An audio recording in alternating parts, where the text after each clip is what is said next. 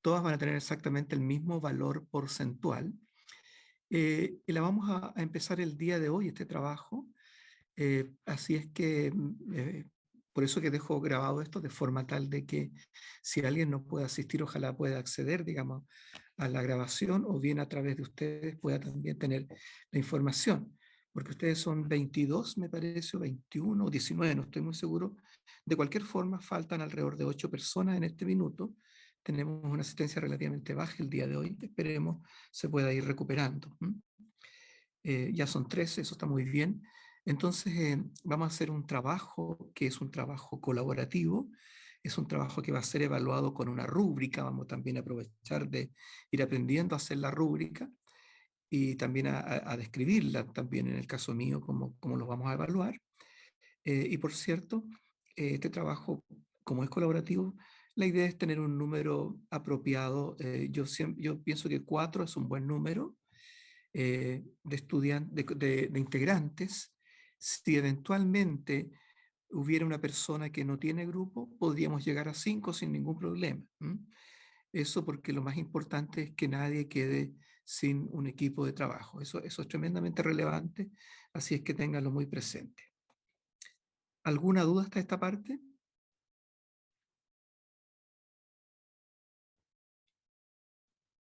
No, profe. Ya, de a poquito vamos a ir despejando las dudas a medida que vayamos avanzando en la clase. Y para poder un poco, quizás matizar, para poder ciertamente darle un contexto a este trabajo, porque no quiero darles de buena primera hagan tal cosa, sino que quiero un poco contextualizar el tema, porque tiene que ver, porque está muy profundamente asociado al programa de la asignatura propiamente tal. Así que voy a compartir una presentación con ustedes primero, que es esta, me parece. Bueno, creo que habíamos revisado parte de esta presentación. Les voy a pedir, voy a entrar rápido en algunas partes que ya hemos visto. Les voy a pedir, por favor, que me vayan retroalimentando si que ustedes están viendo la presentación. Y por cierto, pregunten todo lo que estimen. En ese sentido, siéntanse con toda la libertad de interrumpirme. A mí no me incomoda, al contrario.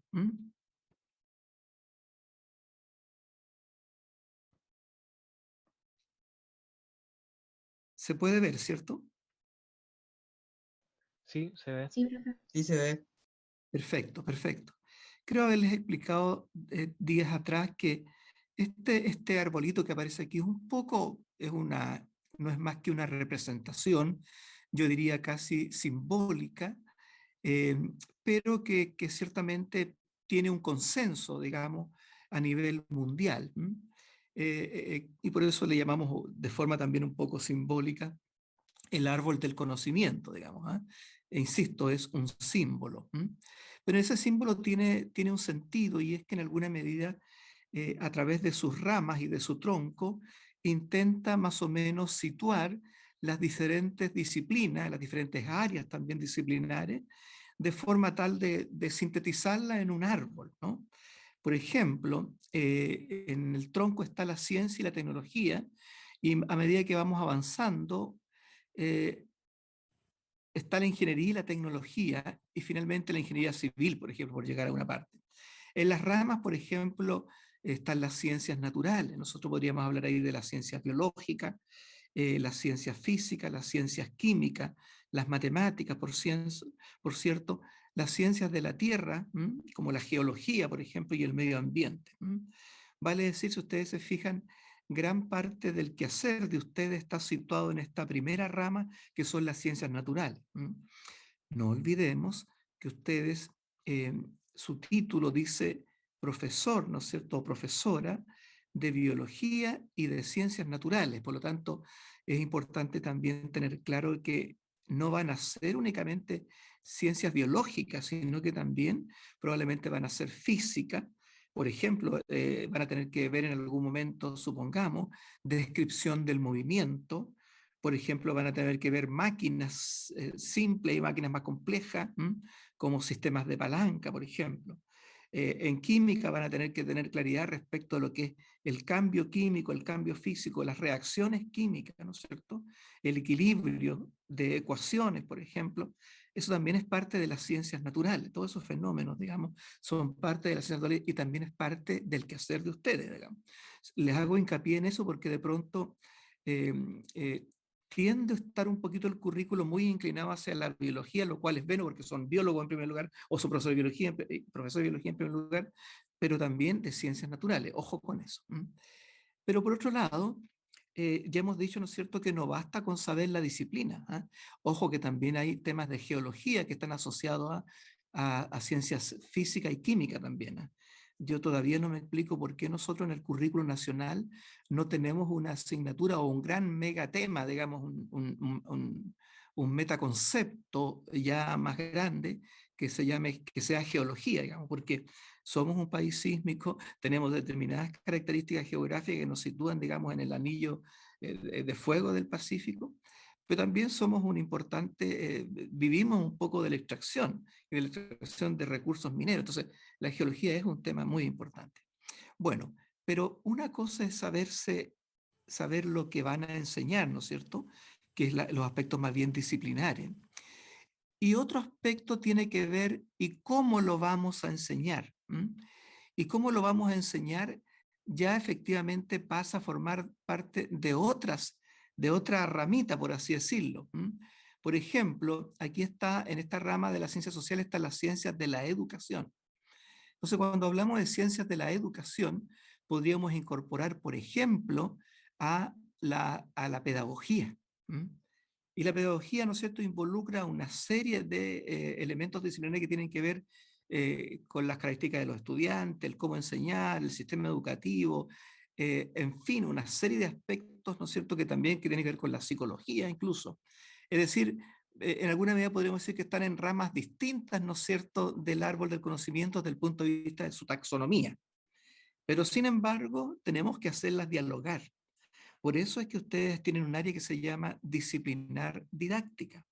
Y disciplinar didáctica quiere decir que, como lo he dicho en muchas ocasiones, que la disciplina tiene su propia didáctica. Y he dado algunos ejemplos. Enseñar la fotosíntesis, ¿no es cierto?, a través de la indagación científica, por ejemplo, tiene determinada didáctica que probablemente es distinta a aprender ecología, ¿ya? Por ejemplo, para fotosíntesis probablemente me va a servir más, supongamos, una actividad empírica, pero para ecología probablemente un trabajo de campo. ¿Me explico? Y bueno, y como tienen su propia didáctica, también tienen su propia forma de evaluar. Eso yo creo que es el concepto sustantivo que me gustaría que ustedes pudieran, digámoslo, incorporando en sus saberes. ¿Ah? Esto también lo mencioné días atrás, que efectivamente la ciencia, de su definición conceptual, también ha ido evolucionando a través del tiempo, y es bueno también ver qué cambios ha tenido, ¿no es cierto? Y cómo, por ejemplo, este concepto de ciencia, en alguna medida, ¿no es cierto?, ha ido, por ejemplo, más bien variando a un método que podríamos decir que es ya no inductivo, sino que deductivo, por decirlo de alguna manera. Eh, y también incorporando elementos que tienen que ver con el etnoconocimiento, es decir, con el conocimiento de los pueblos originarios. También noten ustedes cómo se va centrando, situando en habilidades, ¿ah? Porque ahí aparece ideas predictivas y explicaciones basadas en observaciones. Todo eso implica habilidades de pensamiento científico. Entonces, esto es importante irlo también asumiendo, ¿no? Estos cambios, esta evolución de la ciencia, que también que no es una, que no es, digamos, una cosa eh, accidental, caprichosa, no. Tiene que ver básicamente con grandes convenciones, también grandes acuerdos, ¿no? Y por esa razón la propia UNESCO hace una definición de ellas. Y como cada disciplina tiene su propia didáctica, hay una didáctica en general para las ciencias naturales. Y esta didáctica para las ciencias naturales, ¿no es cierto?, que, como dije, involucran distintas disciplinas, ¿no es cierto? Por eso que ahora también es un tema importante de investigación, ¿ah? Si alguien quiere dedicarse más adelante a la investigación, investigar acerca de la didáctica de cada una de las disciplinas. Eso hay poca investigación al respecto y eso es un tema, es un nicho interesante de desarrollo para los investigadores. Ahora mismo, en mi caso, estamos trabajando en este tema de didáctica y de la indagación científica especialmente. Bueno, ven ustedes cómo, claro, esa didáctica involucra disciplinas específicas, pero también involucra la epistemología, la historia de la biología, la historia de la ciencia. Yo creo que es bueno revisar libros de historia. Por ejemplo, sin ir más lejos, Charles Darwin estuvo un par de semanas en La Serena, estuvo en las proximidades trabajando, ¿no es cierto?, reconociendo, clasificando diferentes organismos. Y eso es importante en la construcción, digamos, de su propia teoría de la evolución de las especies. Las ciencias de la comunicación, porque efectivamente está involucrado, ¿no es cierto?, el cómo transferir, el cómo dialogar, el cómo comunicar. La sociología, porque tiene que ver también con los grupos sociales como, en sus respectivos contextos culturales, ¿no? La lingüística, porque es, digamos, un recurso, una herramienta clave, digamos, de comunicación. Por cierto, la práctica de la enseñanza y la investigación acerca de la práctica, la tecnología educativa, las TIC, la pedagogía, por cierto, y esto es clave, la pedagogía. Porque no se olviden ustedes que, que esta la carrera se llama Pedagogía en Biología y Ciencias Naturales. La psicología, es decir, la naturaleza del estudiante, del sujeto que aprende, cómo aprende, cuáles son sus líneas de, digamos, de aprendizaje predilectas, y por cierto, ya lo dije, las disciplinas específicas.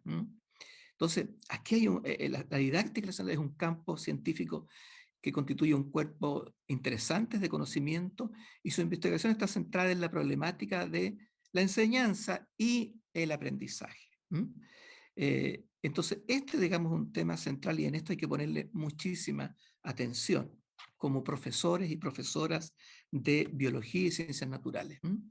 Algunas de estas líneas que son importantes tener en cuenta en el campo de la didáctica de las ciencias naturales. Cuando digo ciencias naturales, estoy involucrando a la biología, por cierto, a la química, a la física, a la geología, ¿por qué no? Un tema importante y que uno siempre debe tener presente son las concepciones alternativas, preconcepciones, ideas intuitivas, ideas previas, representaciones de los alumnos. Y para eso me detengo un poquito para dar nuevamente un ejemplo que siempre es interesante de destacar y creo que se los mencioné, no lo sé, pero lo voy a repetir porque es pertinente. Cuando tú como profesora, profesor de ciencia, tratas, ¿no es cierto?, el tema de los movimientos de la Tierra, los movimientos dentro de un contexto que es el sistema solar. Entonces, se habla, por ejemplo, del movimiento de traslación, y es un movimiento en torno a la estrella, ¿no es cierto?, que es el Sol. Entonces, básicamente, la idea central, ¿no es cierto?, del aprendizaje es que el estudiante entienda que es la Tierra que gira en torno al Sol.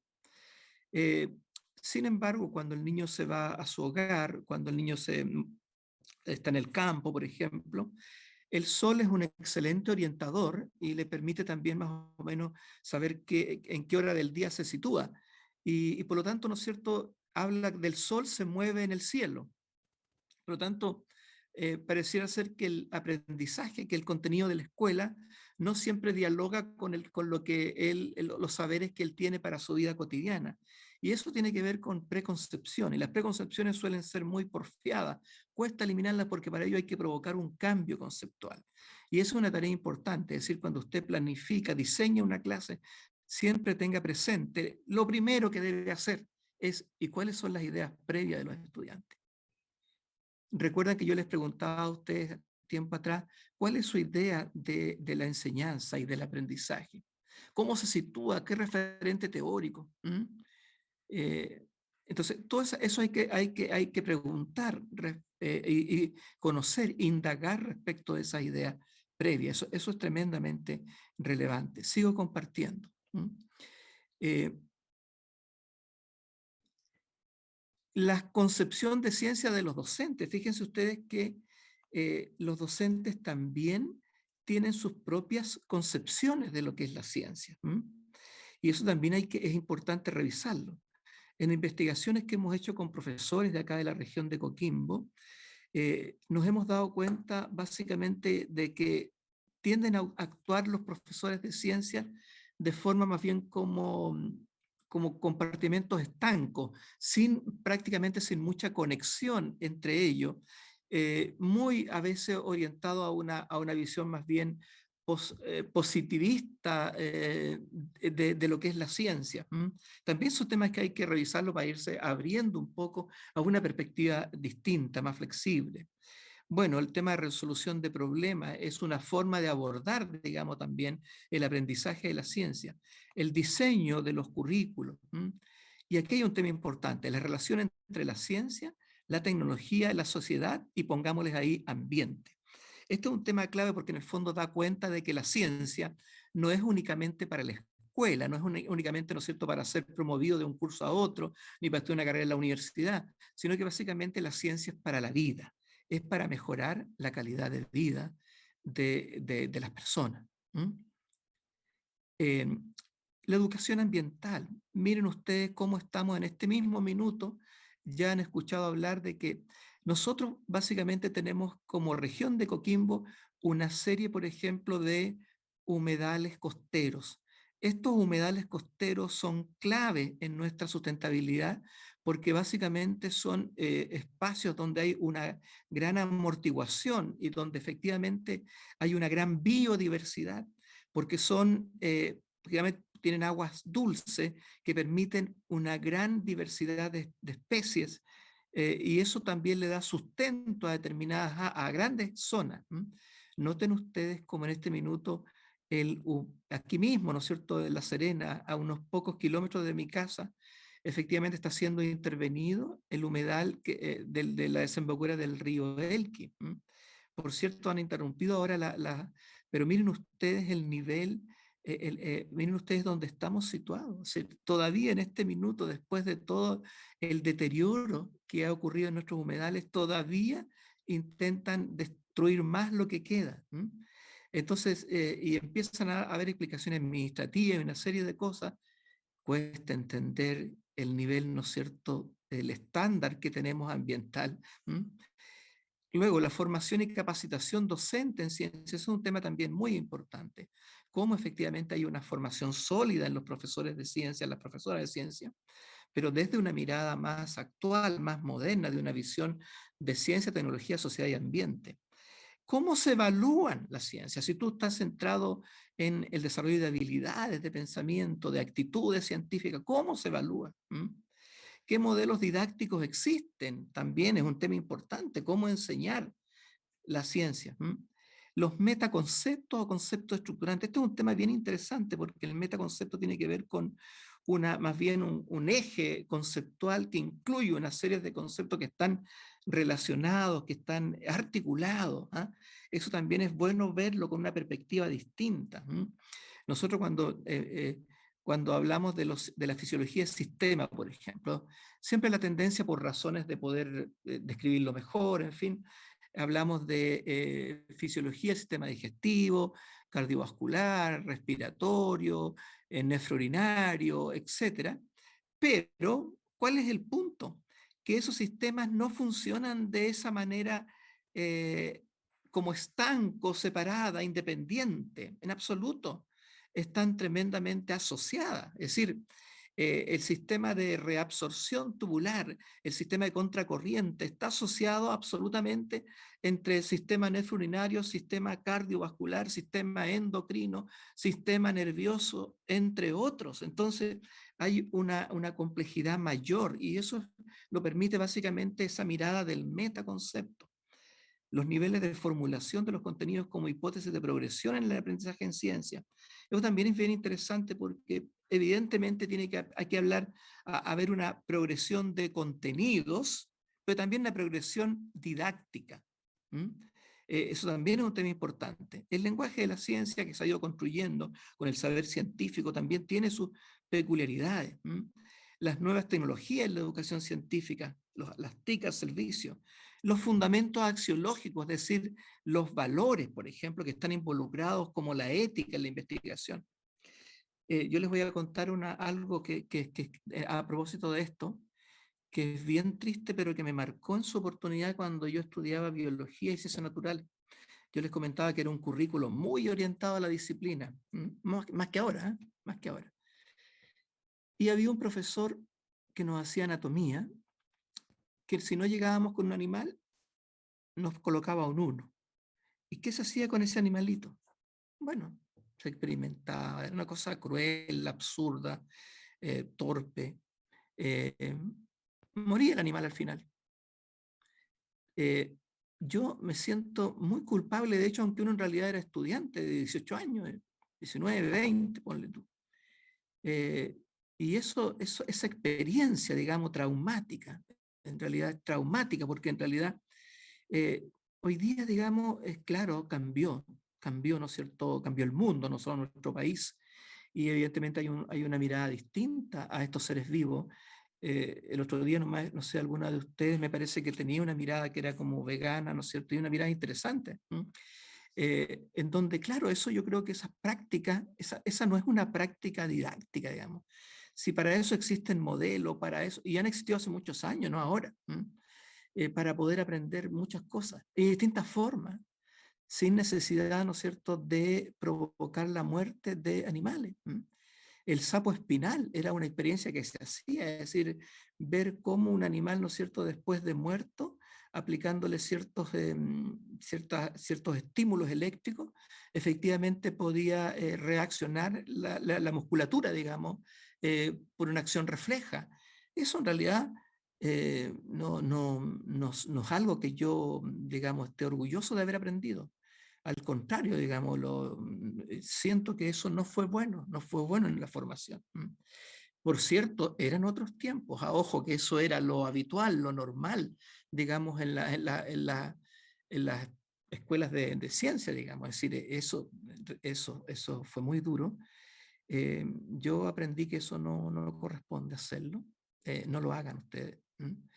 Eh, Creo que hoy día es otra la mirada en ciencia, es otra. Y en ese sentido creo que lo que tiene que prevalecer es una mirada más de ciencia, de tecnología, de sociedad, de ambiente, de respeto a la biodiversidad, de respeto a la biodiversidad. Sí, somos omnívoros, básicamente somos seres omnívoros, pero básicamente lo hacemos porque es nuestro, podríamos decir, nicho ecológico, ¿ya? Pero otra cosa es simplemente, por eso que estos clubes ¿se han fijado estos clubes de caza, de gente que anda cazando animales, pájaros? Eh, claro, está en la cultura eso, pero creo que parte de esa cultura también es que hay que cambiarla, digamos. ¿Ah? Son aspectos culturales, son difíciles, pero hay que cambiarlos. ¿No les parece a ustedes? Totalmente. Mm, Completamente, profe, en verdad. sí.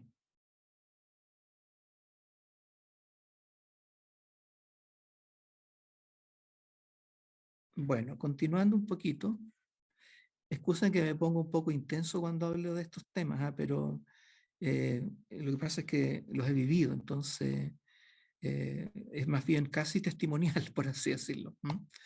Bueno, enseñar ciencia en el siglo XXI. Y aquí algunos consensos, algunos aspectos que me gustaría que ustedes lo pudieran, digamos, tener muy en cuenta, porque sí, se puede enseñar ciencia de muchas formas, de acuerdo, pero convengamos que hay ciertos consensos y eso sería interesante tratarlo.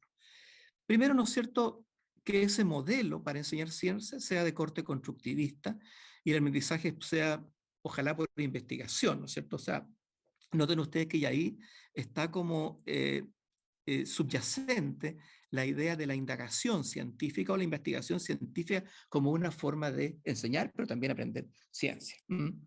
Eso yo creo que es un tema interesante. También da cuenta, ¿no es cierto?, de que hay una construcción, y como es una construcción, ¿no es cierto?, es una construcción donde participan los estudiantes, participa el profesor, hay más bien casi un componente casi social, digamos, en esa construcción.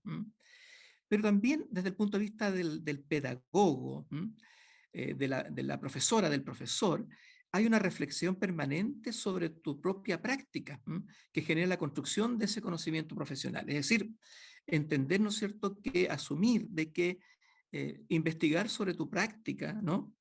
También contribuye, digamos, a ese conocimiento profesional. Cuando uno va a los colegios, a veces ocurre que los profesores son un poco reticentes a veces a seguir construyendo su propio conocimiento, ¿ah? Y dicen algo que es típico: la práctica hace al maestro. ¿Mm? Y la práctica hace al maestro es un poquito engañoso ese concepto. Porque si la persona a través de la práctica le va bien de alguna forma, empieza a repetir eso, pero al repetirlo no entiende que las generaciones van cambiando. Y lo que pudo ser, quizá resultar tiempo atrás, la generación siguiente puede que no sea. Por otro lado, también suceden cosas, fenómenos que hay que tener también ojo en eso. Recuerdo haber conversado con un amigo de la Secretaría Ministerial de Educación, me decía que hay una escuela en Las Cardas que ha tenido excelentes resultados en ciencia y en otras, en matemática también, en el CIMSE. Y se le preguntaba a los profesores cómo explicaban ese buen rendimiento, y ninguno explicaba el por qué. La verdad es que no sé, no, hacemos esto siempre y nos va bien. Claro, ¿cuál es el punto ahí? Que el punto, ¿no es cierto?, para que eso tenga un sentido, tenga una cierta sustentabilidad, hay que investigar por qué está ocurriendo lo que está ocurriendo, digamos. Porque en ciencia hay una condición, es que la situación tenga replicabilidad, que tú lo puedas eventualmente reproducir eso, digamos, ese fenómeno, ese patrón, por así decirlo, lo que está ocurriendo. Entonces, eso, digamos, es un tema interesante, que hay que efectivamente investigar acerca de la práctica. Y en ese contexto, modelo, ¿no es cierto?, docente investigador, que evalúa los resultados obtenidos para ir mejorando y transformando críticamente, y ahí está inserto lo que es el pensamiento crítico y el pensamiento también reflexivo. Y eso es un tema sumamente interesante, que yo creo que esos tres consensos es bueno que ustedes lo asuman en la medida que están construyendo su estilo de ser profesora, de ser profesor. ¿Cómo enseñar ciencia? Como dice San Martín, digamos, es el problema básico que se plantea la didáctica de la ciencia, es cómo enseñar ciencia significativamente, es decir, cómo promover que la cultura científica, ¿no es cierto?, a través de sepa aplicar y se pueda seguir generando. Entonces, claro, ello implica fundamentalmente responder a cuatro preguntas que siempre es importante para cualquier profesor o profesor. Claro, uno dice, ¿qué enseñar?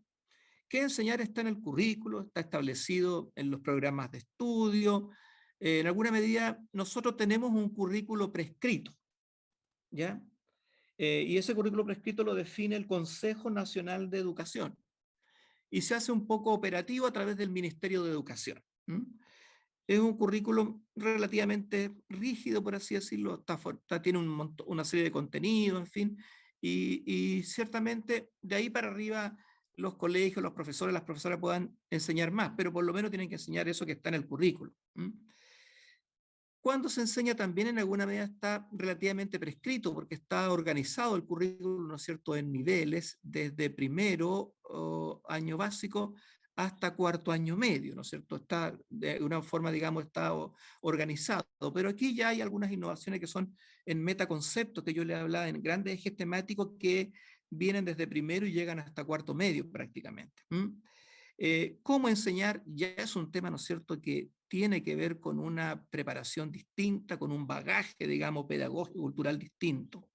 Y bueno, si ya es un desafío cómo enseñar, vaya que es también desafío cómo evaluar.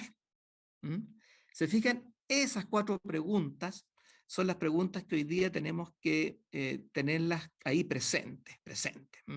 Y cómo también ir respondiendo a ellas, porque no son preguntas que uno pueda responderlas memorísticamente, sino que requieren una reflexión y una preparación. Y en ese sentido es lo que estamos tratando de discutir, digamos, y que ustedes también puedan aprender y que podamos aprender en conjunto en esta asignatura. Bueno, es como la ciencia escolar es muy propicia para contribuir a una construcción de saber, ¿no es cierto? Y por cierto, a una mirada de una relación de escuela, sociedad, ciencia, ambiente, insisto en eso. Y por cierto, ¿para qué aprender? Para mejorar la calidad de vida, para poder resolver problemas de implicancia social, o sea, para poder influir en políticas públicas, ¿por qué no? Claro, también para ver un amplio mosaico de probabilidades vocacionales para niños y niñas, también interesante. Y por cierto, yo diría que lo más clave aquí es el 4, contribuir al pensamiento reflexivo y crítico acerca de la relación ciencia, tecnología, sociedad y ambiente.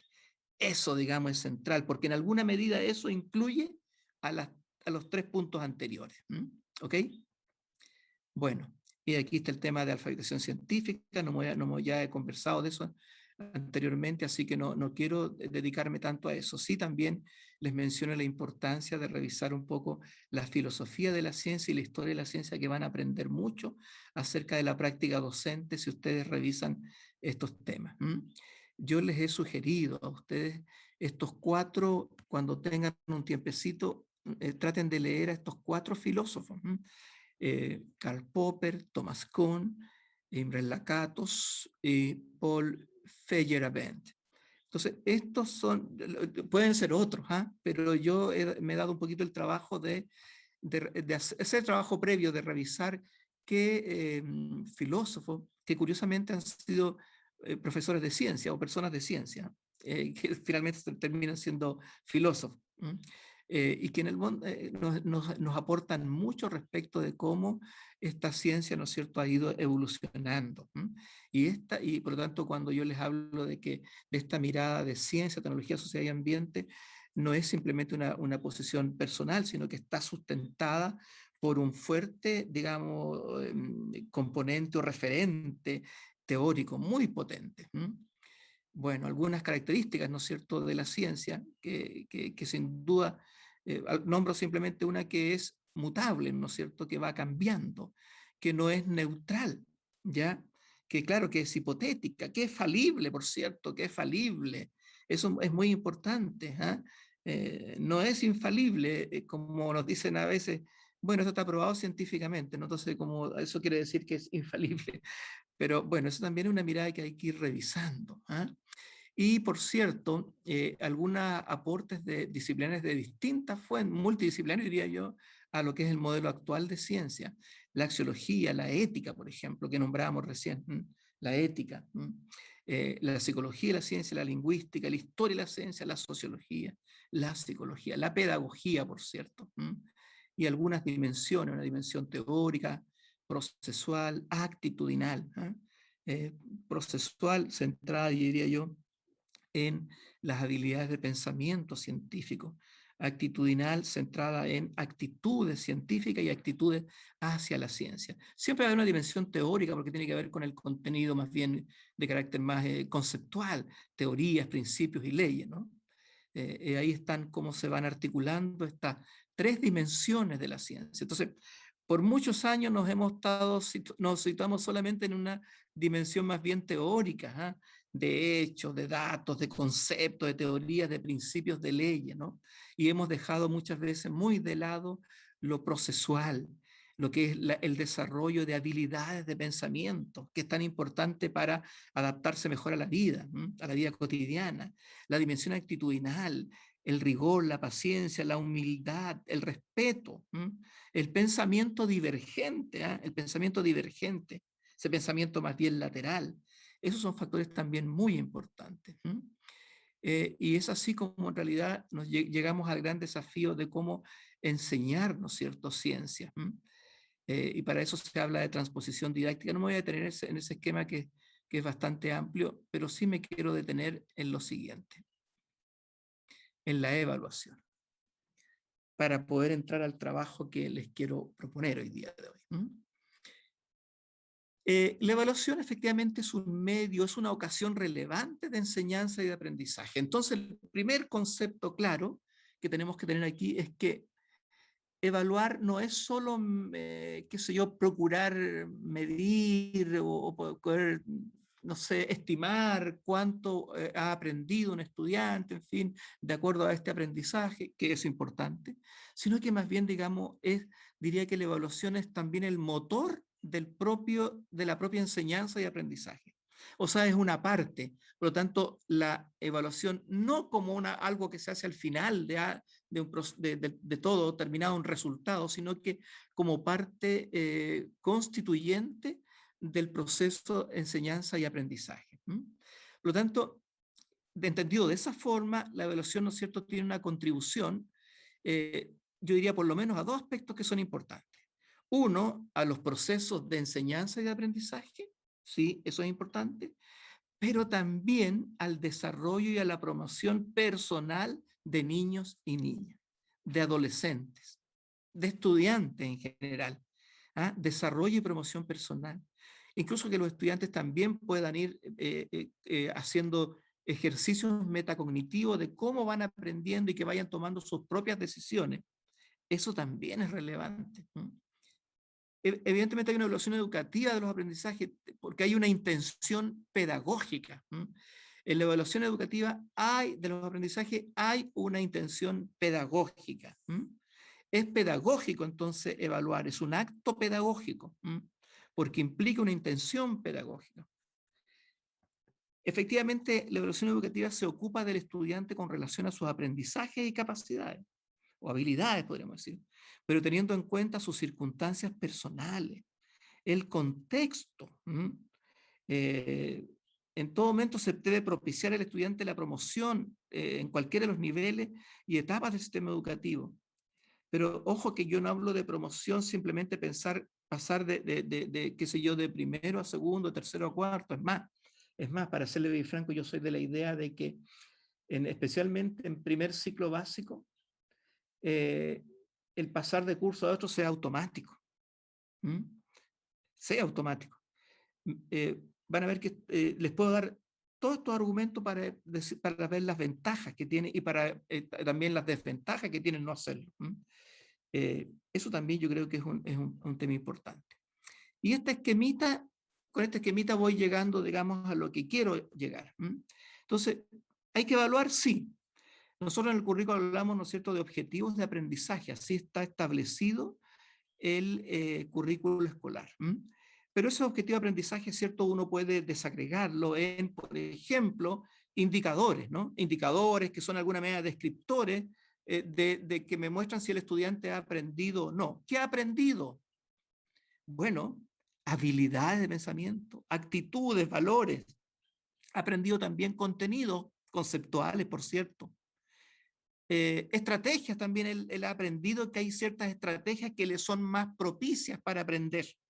Por ejemplo, hay estudiantes que aprenden en trabajos equipos, en colaborativo, ciertamente. Y bueno, pero ¿cómo voy a evaluar esos conceptos, esas habilidades, esas actitudes, esos valores, esas estrategias? ¿Cómo las evalúo? Mediante actividades. ¿Qué son las actividades? Son instancias de evaluación. Instancias de evaluación. ¿Y cómo voy a evaluarlo? Cuando voy al cómo es con procedimiento y con estrategias de evaluación. Una es la instancia y otra es el procedimiento, son cosas distintas, con procedimientos y estrategias de evaluación. Por cierto, esos procedimientos, por ejemplo, si estamos hablando de un trabajo de campo, obviamente el instrumento tiene que ser un instrumento apropiado para ese trabajo de campo. Por ejemplo, puede ser un informe de laboratorio. ¿Cómo evalúo ese informe? ¿Cuáles son los criterios ya de ese informe? Para poder después eventualmente calificar, ¿cierto? Porque evaluar es una cosa, calificar es otra. Calificar termina, ¿no es cierto?, se puede expresar en una nota, en un concepto. Pero en general, ¿no es cierto?, evaluar para tomar decisiones de cómo seguir aprendiendo.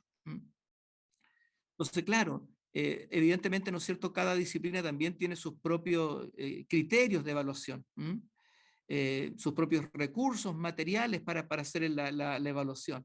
por ejemplo, en un curso de biología celular, ¿no es cierto? Está involucrado todo el tema del microscopio, cómo el estudiante, la niña o el niño, el adolescente, el estudiante es capaz de elaborar muestras microscópicas, de teñirlas, identificar, registrar, observar, ¿no es cierto?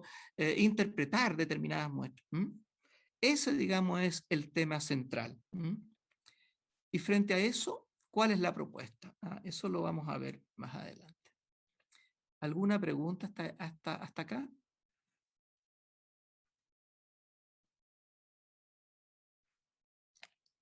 No. Vale, vale. No, profe.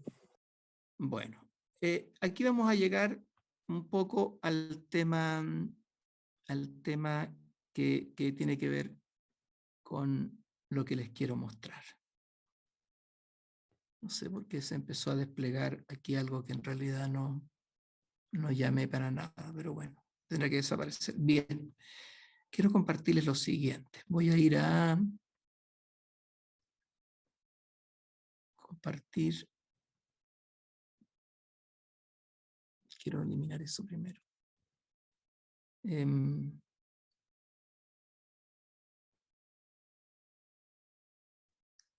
Solo me dan un segundo, por favor.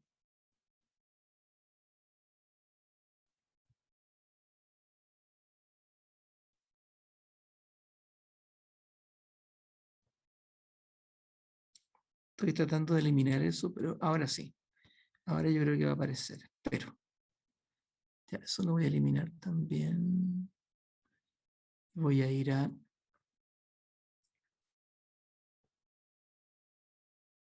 Les voy a pedir que me comenten si se despliega o no Google Classroom.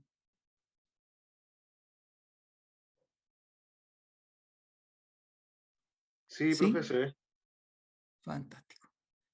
Bueno, aquí en trabajo en clase, yo efectivamente les subí este formato que está acá. No sé si se puede ver. Se puede ver, ¿cierto? Sí, profe. ¿Sí? Sí. Bueno, efectivamente, yo creo que la instancia de evaluación es la actividad, es ese ecosistema donde se está generando el proceso de enseñanza y aprendizaje. En un ámbito más futbolero diríamos este es el área chica. Y en el diseño de la enseñanza es cuando se despliegan un conjunto de competencias por parte de la profesora, del profesor, para efectivamente poner, compartir una experiencia de aprendizaje donde los estudiantes tengan oportunidades de aprender. ¿De aprender qué?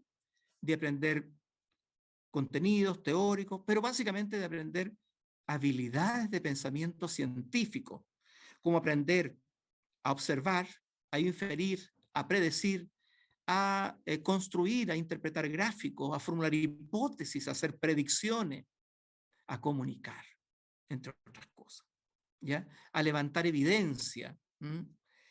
Bueno, ese es eso le vamos a llamar un diseño de enseñanza para biología y ciencias naturales. Y esto que yo les estoy proponiendo es el primer trabajo que vamos a hacer colaborativamente. Lo que vamos a crear es un diseño, es una experiencia de aprendizaje. Ustedes pueden situarla desde séptimo a cuarto año medio. Ustedes deciden como equipo, van a diseñar una lección. ¿De acuerdo? ¿Estamos claros hasta ahí? Sí. Ok. Muy bien. Y esta lección, básicamente, les voy a ayudar a través de un formato. ¿Ustedes pueden acomodar el formato? Sí, no tengo problema en ese sentido, porque básicamente la idea es que les sirva a ustedes. para hacer la clase, para implementar la lección. Claro, hay un eje temático, ¿no es cierto?, que puede ser cualquiera que ustedes elijan, de lo que más les acomode, del nivel que les corresponda. Eh, Esa previsión curricular tiene que ver fundamentalmente con un objetivo de aprendizaje, ¿ya? Y ese objetivo de aprendizaje tú lo puedes escribir en esta parte, en esta columna donde dice objetivo de aprendizaje. Tú vas a tomar una decisión, bueno, va a ser esta unidad, va a ser este nivel, digamos, va a ser esta unidad, va a ser este objetivo de aprendizaje y lo escribes acá, en este punto, ¿no? Donde dice objetivo de aprendizaje. Luego tienes acá habilidades de pensamiento, ¿no es cierto? ¿Qué habilidades ustedes piensan que es posible desarrollar y que están en alguna medida implícito en este objetivo de aprendizaje? Podríamos hacerlo con el currículo vigente si lo desean, pero me voy a enredar un poquito porque me voy a tardar más de la cuenta. Tengo que empezar a buscar el currículo en línea. Pero ustedes eligen, ¿no es cierto? Y van viendo qué habilidades pueden desarrollar. Actitudes también. ¿Qué actitudes científicas y actitudes de la ciencia, en fin, creen ustedes que se podrían perfectamente desarrollar con esta experiencia? Por cierto, acá aparece toda la parte conceptual, contenido, si es, por ejemplo, el sistema fisiología y anatomía, el sistema nefrourinario, ¿no es cierto? Ahí uno puede escribir una serie de cosas que son interesantes. Por este otro lado, creo que algo pasó, ¿cierto? Algo hice indebido, ¿no? Se le cerró. Se No cerró, sí, comparte. se cerró. Voy a ir nuevamente donde estaba. No me acuerdo dónde estaba por acá. A ver, no lo veo. Creo que tal vez esté por acá. No. Ya, voy a intentar eliminar eso. Eso, no, voy a retirarme mejor ahí. Estaba acá. ¿Me dicen si se ve, por favor? ¿Se puede apreciar? ¿Hola? Sí. Sí, Perfecto. Eso de los conocimientos es lo más simple, ¿no es cierto? Es ver, ustedes ordenan ahí los conceptos. Siempre es bueno ordenar esos conocimientos, diríamos, con una cierta progresión, ¿eh? De lo más simple a lo más complejo, es una sugerencia simplemente. ¿Qué va acá?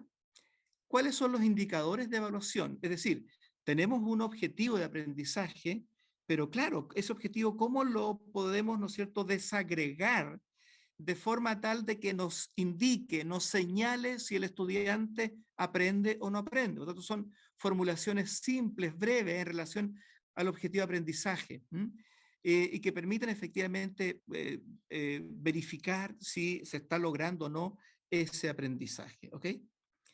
Este proceso de investigación, en realidad, tal vez no es tan aplicable para de segundo a cuarto medio, tal vez. Sí es muy aplicable porque ustedes, como hacen ciencias naturales, también deben hacer probablemente de séptimo en adelante, y a veces incluso antes, ¿no? Pero básicamente cuando uno habla de proceso de investigación científica, se refiere, digamos, a tres grandes etapas, digamos, que tienen que ver, digamos, con la investigación propiamente tal. Entonces, voy a dejar de compartir un poquito para mostrarles algo que tenía por acá preparado. No sé si se puede ver esta imagen, perdón, este Word, que dice Organización Curricular de Ciencias Naturales. Todavía no lo vemos. Sí, lo está compartiendo. No estoy compartiendo, vale. Voy a ver, dejémoslo para el final mejor, porque si no, al final puedo alejarme mucho de esto. Después viene recursos para el aprendizaje. Esto en realidad es recursos de laboratorio, trabajo de campo, si tienen que hacer un trabajo, ¿no es cierto?, de ecología, por ejemplo, pueden llevar un conjunto de recursos, de materiales o elementos para tomar, ¿no es cierto?, la temperatura, presión atmosférica, higrómetros, anemómetros, otro tipo de materiales, qué sé yo. Respecto de la articulación y extensión, esto generalmente da una cierta complejidad. Tú dices articular, si lo miramos desde el punto de vista del cuerpo humano, ¿ya? El fémur se articula con la tibia y el peroné, por decirte algo, ¿no es cierto? El húmero con el cúbito y radio, o los huesos en sí, digamos, van articulándose, ¿no? Es decir, es el mismo cuerpo que está articulado. Entonces, cuando tú hablas de un contenido, ¿no es cierto? Por ejemplo, de fisiología de sistema, hay una articulación entre un sistema y otro, porque están actuando en conjunto, ¿se entiende? Pero estamos dentro casi del mismo metaconcepto. En cambio, o sea, siempre dentro de la misma disciplina, por así decirlo. En cambio, cuando hablamos de extensión, es más bien cómo lo asociamos, cómo lo vinculamos a otras disciplinas. Y a veces es bueno mirar ciertas cosas de manera multidisciplinaria.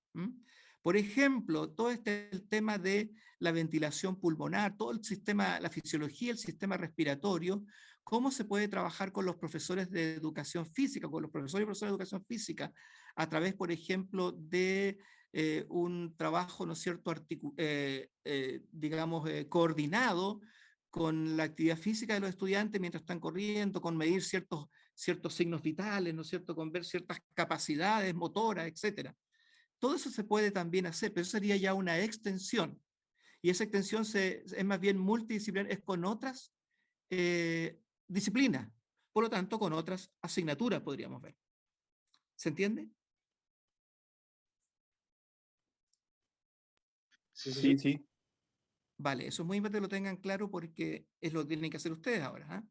Bueno, y aquí vamos a lo medular. ¿Y qué hay que hacer aquí, digamos? ¿Qué se hace en este caso? Aquí va en el cuerpo, es el diseño propiamente tal. ¿Qué vamos a hacer? Entonces, hacemos algo al inicio, ¿no es cierto? El inicio es muy importante porque el inicio tiene que ver con identificar las ideas previas, por ejemplo. Tiene que ver, ¿no es cierto?, con hacer una indagación respecto de lo que los estudiantes saben respecto del tema. Es conocer también el estudiante.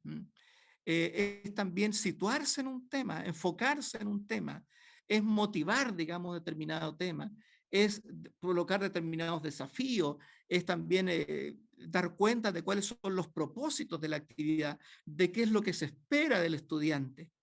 Eso va en esa parte, y esa parte es muy relevante, porque esas ideas previas hay que tenerlas presentes, ya que van a estar como telón de fondo de este cuerpo para revisarla al final. El desarrollo viene a ser lo central de la clase, lo medular. La fase, ¿no es cierto?, por ejemplo, va a ser el trabajo de campo propiamente tal, va a ser el trabajo digamos, experimental, por ejemplo, o va a ser el trabajo de indagación bibliográfica, el cuerpo, va a ser la construcción de un determinado recurso. Va a ser donde los niños estén, los niños, las niñas, los adolescentes estén trabajando como foco, ¿no es cierto?, en el problema, en el objetivo central de la clase. Es propicio para que los estudiantes aquí aprendan los conceptos, las habilidades, ¿no es cierto?, de pensamiento científico, movilicen también las actitudes científicas en esta etapa.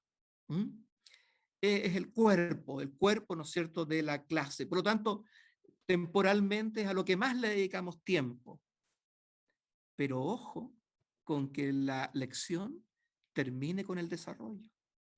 Porque puede haberse hecho una actividad extraordinariamente buena, tenemos una buena percepción de cómo ocurrió todo, pero si no hacemos un cierre, no sabemos cuánto han aprendido, y porque el cierre tiene mucho que ver con consolidar lo aprendido, con evaluar también lo aprendido, con tomar decisiones respecto de eso, con hacer ejercicios metacognitivos, especialmente los estudiantes, para ver cómo pueden mejorar lo que han realizado.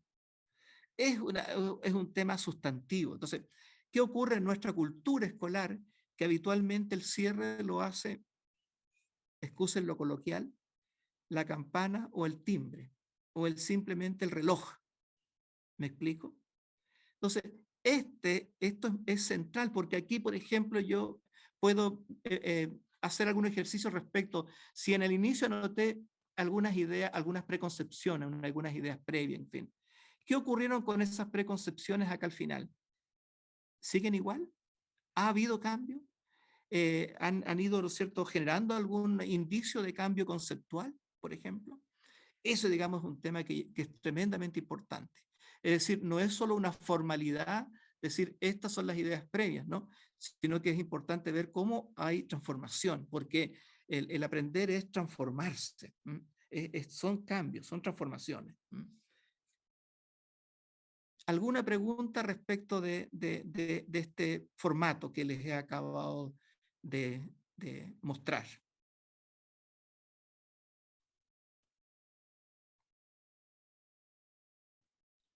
Por ahora no.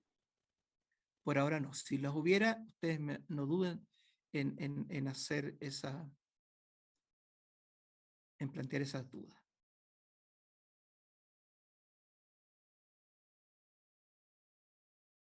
Bueno. Entonces, ¿qué es lo que tenemos que hacer? Básicamente tenemos que, como equipo, primero que todo, trabajar, primero constituirnos como equipo, obviamente es lo primero. Luego de constituirnos como equipo es empezar, digamos, a tomar decisiones. ¿Qué decisión van a tomar los equipos? Que son las urgentes, o no las urgentes, sino más bien en el sentido de prioridad. ¿En qué nivel vamos a trabajar? ¿Qué unidad vamos a seleccionar? ¿Qué objetivo de aprendizaje vamos a definir? Teniendo eso claro, ya empezamos con el diseño propiamente tal. Vamos a diseñar, pero ese diseño también implica, ¿no es cierto?, que hay que ir pensando en cómo ir evaluando. Y eso es lo que vamos a ir avanzando piano a piano. Lo primero es lo primero, ¿no? Vamos a ir trabajando en el diseño.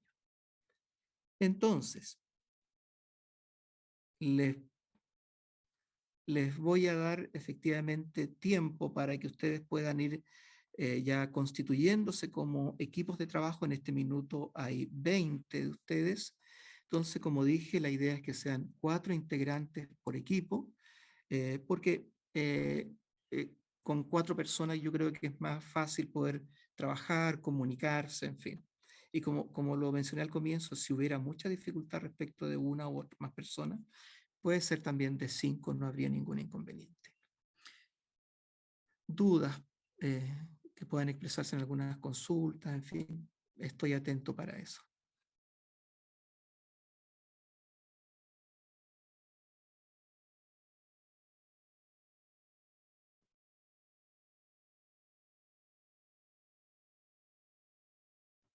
Profe, ¿usted ha comentado sobre fechas? Sí, es muy buena pregunta, Catherine. Yo creo que, a ver, creo que podríamos tener esto ya, porque esto es un proceso, digamos, no es que una fecha bastaría, digamos, pero creo que pienso que podríamos tenerlo bastante ya avanzado esto, si no casi listo para evaluar ya, pensando en el horizonte, ya porque a esto tenemos que incorporarle, no se olviden, porque esta va a ser una instancia también de evaluación. De hecho, el diseño es una instancia de evaluación. Entonces, en este sentido, vamos a tener que pensar en algunas estrategias para evaluar y algunos instrumentos de evaluación que también tenemos que construirlo. Con todo eso, creo que me parece a mí que el 30 de septiembre podría ser una fecha apropiada. ¿Qué les parece? Vale. Por lo tanto, para el trabajo del próximo lunes, que es trabajo más bien autónomo, yo sugiero que ya ustedes lo dediquen como equipo a trabajar en el diseño propiamente tal, de forma tal de que el jueves ustedes al menos, no digo que lo tengan listo el diseño, pero el jueves al menos que me digan hemos avanzado esto, en fin, podamos dialogar respecto de esto. ¿Qué les parece?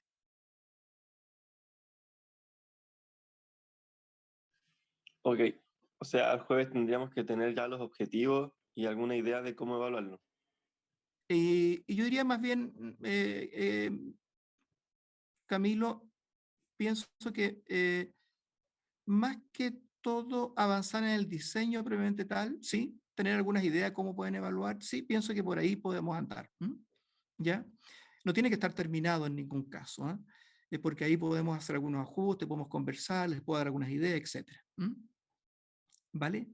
Pero lo importante es que vamos a hacer ya una primera evaluación de proceso, es decir, no con calificación ni mucho menos, sino que un poco para irlos asesorando, ayudando, dándole algún andamiaje si fuera necesario. ¿Les parece? No se olviden que lo ideal, ¿no es cierto?, es que esta experiencia de aprendizaje tenga un enfoque basado fundamentalmente en la indagación científica. Es decir, que esta experiencia sea una oportunidad también para, especialmente, para movilizar habilidades de pensamiento científico, actitudes, y no solo conocimiento, ¿vale? Es como la condición, podríamos decir. Porque alguien podría decirme, mire, lo que voy a hacer, vamos a diseñar, qué sé yo, una clase expositiva, que tenga, qué sé yo, con lindas diapositivas, imágenes, etc. Puede estar bien para un momento determinado, pero para este en particular, la idea, ¿no es cierto?, es que sea con un enfoque más bien sustentado en la indagación, en la investigación científica, en la indagación científica. ¿Ok?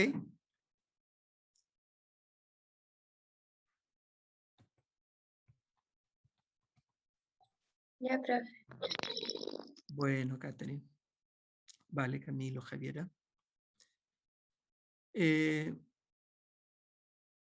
Entonces vamos a quedar hasta ahí. La clase va a quedar grabada por si ustedes quieren acceder. Yo se las puedo subir también a la plataforma para que esté disponible si quieren revisar algunos temitas, algunas cosas. No duden en hacerlo. Si tienen también alguna consulta, lo pueden hacer por la misma plataforma o lo pueden hacer a mi correo electrónico. No se olviden que mi correo es